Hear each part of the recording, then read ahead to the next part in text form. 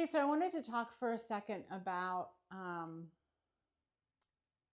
the disservice we're doing to boys, little boys, and and truly the heartbreaking ask that we're asking boys right now. How often we ask boys to separate from their feelings. How often, we all know little boys and how tender and sweet and pure their hearts are, and how much they feel and how much they love.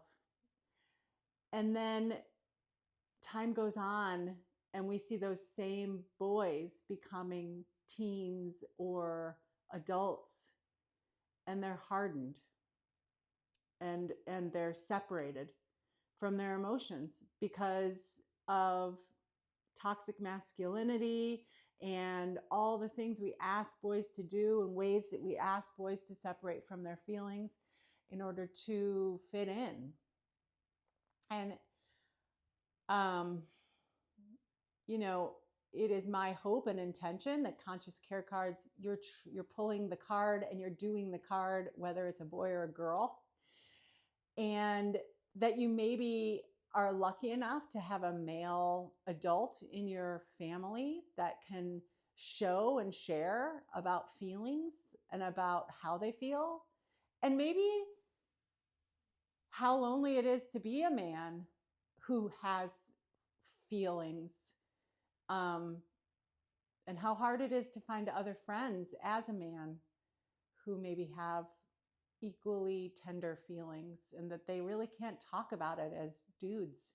And it is hard. And I know I've spoken to plenty of adult men who feel isolated and feel like they kind of have to code shift around in their work or around certain other men.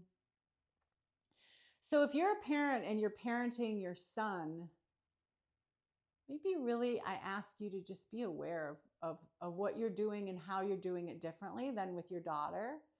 And obviously, we all are being shaped by society.